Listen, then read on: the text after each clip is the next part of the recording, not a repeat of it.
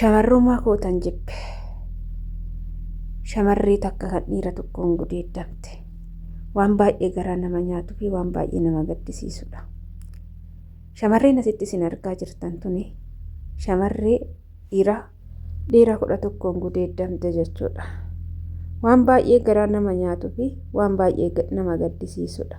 Shamara ta'uu keessaa hanga nama jibbisiisu bira geenyee jirra jechuudha. Nama daa'ima hiyyeessaa taatee gaafa dhalattus immoo barattee bakka yaada keetii ga'uu akka hin dandeenye asirraan nama hubachiisa, baay'ees nama gaddisiisa jechuudha. Ashama harka fuunee kabajamtootaaf daawwattoota hordoftoota keenya. Nageenyi koo kan jaalalaa fi kabajaa bakkaa fi lafa jirtan isiniif haa baay'atu. Anis obboleettiin keessan bakkaa fi lafa jirutti Waaqayyoof galannaa ga'u nagaa fayyaa kootidha. Egaa shamarreen asirratti argitan kun jechuudha. Haadhaaf abbaa hin qabdu mana namaa keessatti guddattee jechuudha. Mana namaa keessatti namaaf hojii hojjechaa, nyaata ishii nyaachaa, uffata ishii hin bituu fi barumsa ishii baratte jechuudha. Bakka dhaqxuu fi namatti hirkattu hin qabdu. Haatiif abbaan ishii ergarraa dhumanii akka hoshii taafee akka hoon ishii immoo barachuu qabdi jettee mana namaatitti galtee barattee barumsa ishii qabxii bareedaa qabxii gaarii fidde. Qabxii bareedaaf qabxii gaarii yeroo fiddu kana carraa yuunivarsiitii argatte. Yuunivarsiitii seentee jechuudha.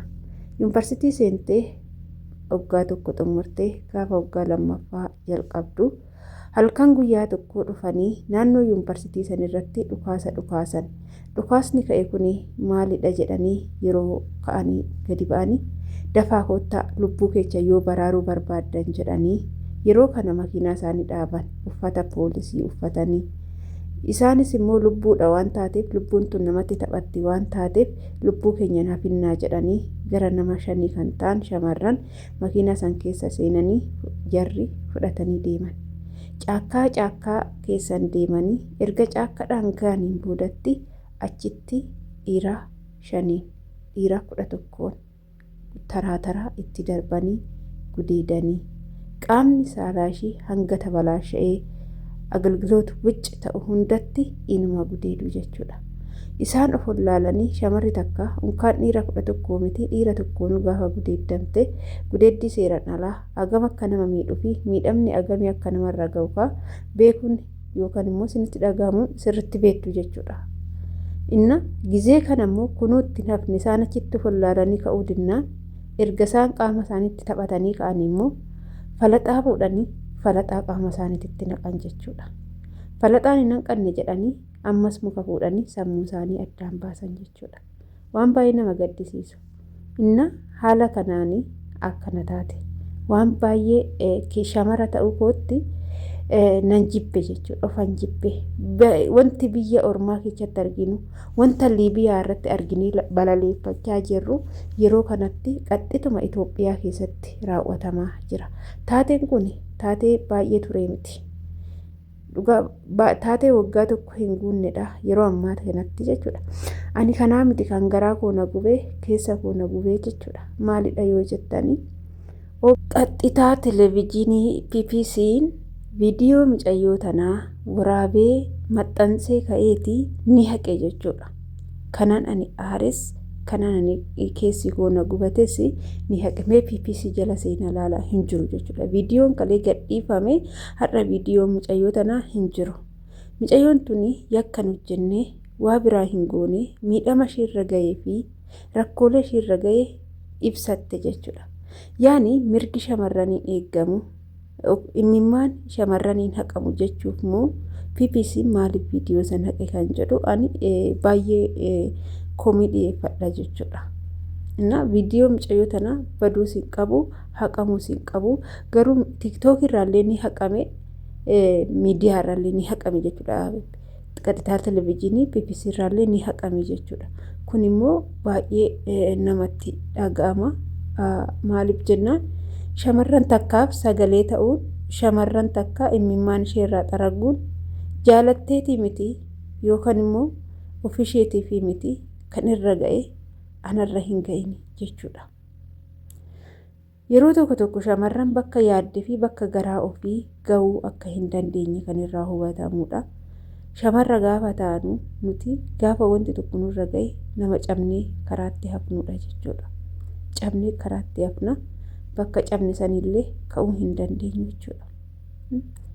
Mucayyoon tuni barattee bakka yaada ishee gahuu fi iyyummaa keessaa bahuuf malee cabdee karaatti hafuuf miti.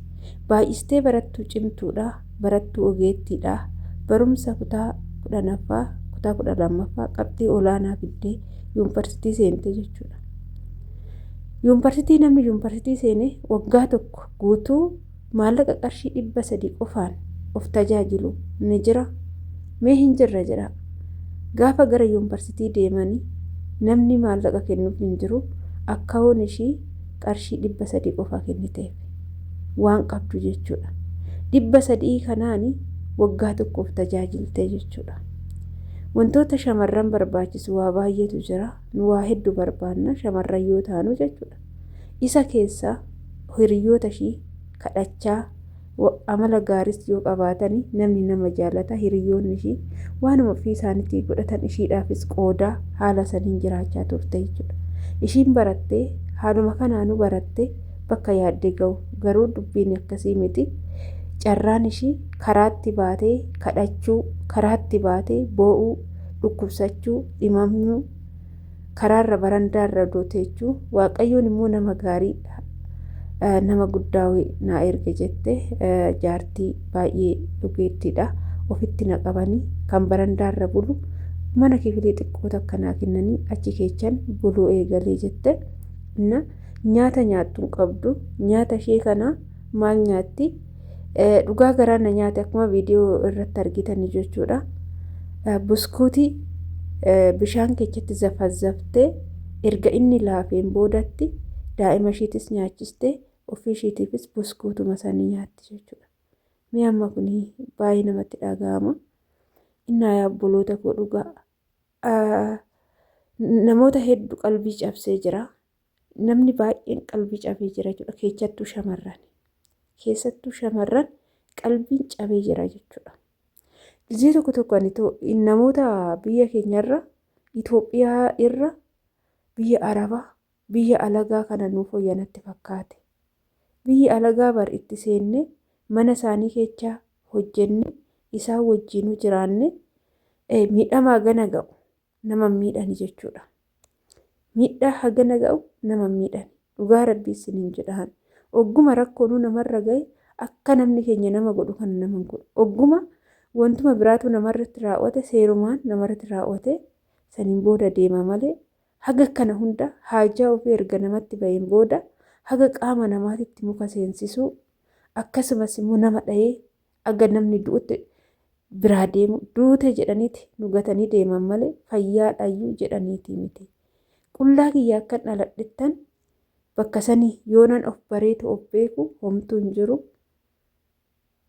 Qullaa kiyya magaalaa dhaqe jette. Dhugaa baay'ee namatti dhaga'ama. Waa seenaa hagana hin jedhamne qullaa kiyya dhaqeen namicha wayii argeen abbaa iddoo yuunivarsiitiitti uffata koona saamanii waanan uffadhu dhabe kafana natti bitii narra buusi jennaan. Kafanni ichinii keessa birrii 50 gurguramuun jira. Achi dhaqee kafana wayii birrii 50 bitee natti uffise jette. Isa uffadhee tanan ka'ee qaxxituma mana barumsaa yuunivarsiitiitti baradhee san akkasumatti seenee rakkoolee nurra ga'e hunda himne gizima san mana yaalaa nu geechanii yaani jiruun kan karaa irratti taate. Baradheen galma ga'an sun kan karaa irratti taate isiniin jedha. Hordoftoota kiyya baay'ee namatti dhaga'ama. Ani dubbachuun natti hin dandeenye inna viidiyoo kiyya sumarraa nan goolaba. Turtiin wajjin gootaniif galatooma. Shamarran keenya adaraa keechan ba'aa gala keechan of eeggannoo godhadhaa. Adaraa of eeggannoo godhadhaa. Nuuf shamarraniif sirriitti of eeguutu nu barbaachisa. Rakkoo yoo nurra gahe miidhama guddaa nurra gaha isiniin jedha.